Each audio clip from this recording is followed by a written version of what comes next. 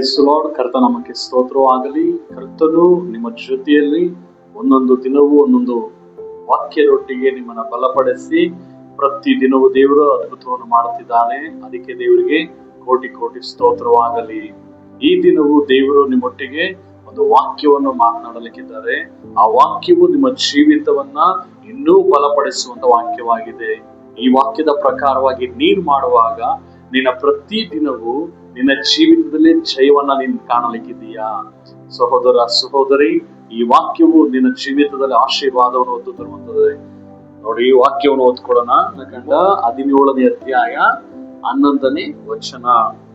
ಮೋಶೆಯು ತನ್ನ ಕೈಗಳನ್ನು ಮೇಲಕ್ಕೆ ಎತ್ತಿರುವಾಗ ಇಸ್ರಾಯೇಲರು ಬಲವಾಗುವರು, ಇಳಿಸುವಾಗ ಅಮಲೇಕ್ಯರು ಬಲವಾಗುವರು. ಹಲ್ಲೆಲೂಯಾ. ನೋಡ್ರಿ, ದೇವರು ಒಂದು ರಹಸ್ಯವನ್ನು ಹೇಳ್ತಾ ಇದ್ದಾರೆ ನಿಮಗೆ. ಇವತ್ತು ನೀವು ಯಾವಾಗ ನಿಮ್ಮ ಕೈಗಳನ್ನ ದೇವರ ಮುಂದೆ ಚಾಚಿ, ಕೈಗಳು ಅನ್ನುವಂಥದ್ದು ಏನು? ನಿನ್ನ ಬಲ ಅಲ್ಲ, ನಿನ್ನ ಜ್ಞಾನ ಅಲ್ಲ, ನಿನ್ನ ಸಾಮರ್ಥ್ಯ ಅಲ್ಲ. ಕಂಪ್ಲೀಟ್ ಆಗಿ ಸರೆಂಡರ್ ಆಗ್ತಾ ಇದ್ದೀನಿ ದೇವರೇ, ನಾನು ಇಲ್ಲಿ ನನ್ನಿಂದ ಏನು ಇಲ್ಲ, ಎಲ್ಲಾ ನಿನ್ನ ಬಲದಿಂದ ಸ್ವಾಮಿ. ದೇವರನ್ನೇ ಆತುಕೊಂಡು ನಡೆಯುವಂಥದ್ದು. ಮತ್ತು ಇನ್ನೊಂದು ಅದರ ಅರ್ಥ ಏನಂದ್ರೆ, ನೀನು ಪ್ರಾರ್ಥನೆ ಮಾಡುವಂಥದ್ದು ದೇವರನ್ನ ನೋಡಿ. ನೀನು ಯಾವಾಗ ಈ ಎರಡು ಕೈಗಳು ಅನ್ನುವಂಥದ್ದು ದೇವರನ್ನೇ ಎದುರು ನೋಡುವಂಥದ್ದು, ದೇವರನ್ನೇ ಆಶ್ರಯಿಸಿಕೊಳ್ಳುವಂಥದ್ದು, ಪ್ರತಿ ದಿನ ನೀನು ಪ್ರಾರ್ಥನೆ ಮಾಡುವಂಥದ್ದು.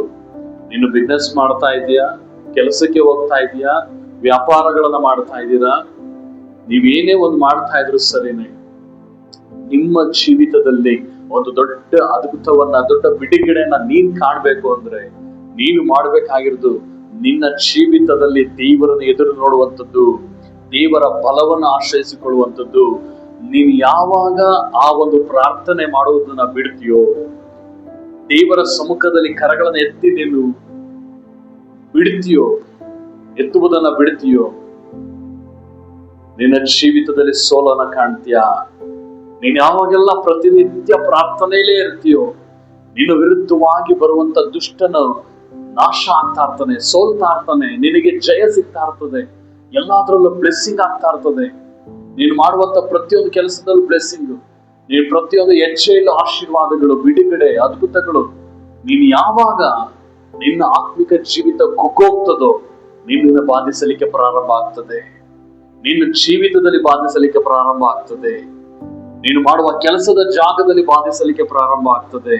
ಒಂದೊಂದಾಗಿಯೇ ಒಂದೊಂದು ನಿನ್ನ ಜೀವಿತದಲ್ಲಿ ದುಷ್ಟ ಶಕ್ತಿಗಳನ್ನು, ದುರಾತ್ಮಗಳು ನಿನ್ನನ್ನ ಬಾಧಿಸಲಿಕ್ಕೆ ಪ್ರಾರಂಭ ಆಗ್ತದೆ. ನೋಡ್ರಿ, ವಾಕ್ಯಲ್ಲಿ ಹೇಳ್ತಾ ಇದೆ, ಮೋಶೆ ಯಾವಾಗ ಎರಡು ಕೈಗಳನ್ನ ಮೇಲೆತ್ತುತ್ತಾನೋ ಆಗ ಇಸ್ರಾಯೇಲ್ ಜನಗಳು ಬಳಗೊಳ್ತಾರೆ. ಆತನ ಕೈ ಕೆಳಗೆ ಇಳಿಸಲ್ಪಟ್ಟಾಗ ಅಮಲೇಕ್ಯರು ಅಂದ್ರೆ ದುಷ್ಟ ಜನರು ಬಲಗೊಳ್ತಾ ಇದ್ರು. ಇವತ್ತು ನಿನ್ನ ಜೀವಿತದಲ್ಲಿ ನೀನ್ ಇಲ್ಲಿವರೆಗೂ ಪ್ರಾರ್ಥನೆಯಲ್ಲಿ ವೈರಾಗ್ಯವಾಗಿರ್ತೀಯೋ, ನಂಬಿಕೆಯಲ್ಲಿ ವೈರಾಗ್ಯವಾಗಿರ್ತೀಯೋ, ದೇವರನ್ನೇ ಆತುಕೊಂಡು ನೀನು ನಡೀತಾ ಇರ್ತೀಯೋ, ನಿನ್ನ ಜೀವಿತದಲ್ಲಿ ನೀನು ಸೋಲ್ ಕಾಣ. ಜೀವಿತದಲ್ಲಿ ಪ್ರತಿದಿನ ಅದ್ಭುತ ಮಾಡಲಿಕ್ಕಿದ್ದಾನೆ. ಕಡೆ ಉಳಿಸಿ ಪ್ರಾರ್ಥನೆ ಮಾಡೋಣವ. ಕರ್ತನೆ, ಸ್ತೋತ್ರ ಅಪ್ಪ, ಈ ಒಂದು ಒಳ್ಳೆ ಸಮಯಕ್ಕಾಗಿ ಸ್ತೋತ್ರ. ಯೇಸುವಿನ ನಾಮದಲ್ಲಿ ಅಪ್ಪ ನಾವು ಪ್ರಾರ್ಥಿಸ್ತಾ ಇದ್ದೀವಿ. ದೇವರೇ, ನಮ್ಮ ಬಲವು ನೀನೆ, ನಮ್ಮ ಜಯವು ನೀನೆ ಸ್ವಾಮಿ. ದೇವರೇ, ನಾವು ನಿಮ್ಮನ್ನೇ ಎದುರು ನೋಡ್ತೀವಿ. ದೇವರೇ, ನಿಮ್ಮನ್ನೇ ಆಶ್ರಯಿಸಿಕೊಳ್ತೀವಿ. ದೇವರೇ ಅಪ್ಪ, ನಮ್ಮ ಪ್ರತಿ ದಿನವೂ ನಮಗೆ ವಿರುದ್ಧವಾಗಿ ಬರುವಂತ ದುಷ್ಟ ಸೈತಾನನನ್ನ ನಾಶಪಡಿಸುವಂತೆ ನಮ್ಮನ್ನ ಬಲಪಡಿಸು ದೇವರೇ. ದೇವರೇ, ಪ್ರತಿದಿನ ಪ್ರಾರ್ಥನೆ ಮಾಡ್ತೀವಿ, ಪ್ರತಿದಿನ ನಂಬಿಕೆಯಲ್ಲಿ ಹೆಜ್ಜೆ ಇಡ್ತೀವಿ ಸ್ವಾಮಿ. ನಮ್ಮ ಜೀವಿತದಲ್ಲಿ ಬಾಧಿಸುವ ಎಲ್ಲಾ ರೋಗಗಳು, ದುಷ್ಟ ಶಕ್ತಿಗಳು, ಎಲ್ಲ ಬಾಧಿಸಲ್ಪಡುವಂತ ಕಾರ್ಯಗಳು, ಬೇನೆಗಳು, ಎಲ್ಲ ಕಷ್ಟಗಳು ಸ್ವಾಮಿ ನಿನ್ನ ರಕ್ತದಿಂದ, ಬೆಂಕಿಯಿಂದ ನಾಶಪಡಿಸು ದೇವರೇ. ನಿನ್ನನ್ನೇ ಪ್ರಾರ್ಥಿಸುತ್ತೇನೆ, ನಿನ್ನಲ್ಲೇ ನಂಬಿಕೆ ಇಟ್ಟು ನಡೆಯುತ್ತೇನೆ, ನಿನ್ನನ್ನೇ ಆಶ್ರಯಿಸಿಕೊಳ್ಳುತ್ತೇನೆ. ಕರ್ತನೆ, ನೀನು ನಮ್ಮನ್ನು ಬಲಪಡಿಸಿದ್ದಕ್ಕಾಗಿ ಸ್ತೋತ್ರ. ಈ ದಿನ ನಮ್ಮ ಶತ್ರುಗಳನ್ನ ನೀನು ನಿರ್ಮೂಲನೆ ಮಾಡಿದ್ದಕ್ಕಾಗಿ ಸ್ತೋತ್ರ. ನಮಗೆ ಜಯವನ್ನು ಕೊಟ್ಟಿದ್ದಕ್ಕಾಗಿ ಸ್ತೋತ್ರ. ಯೇಸುವಿನ ನಾಮದ ತಂದೆ, ಆಮೇನ್, ಆಮೇನ್.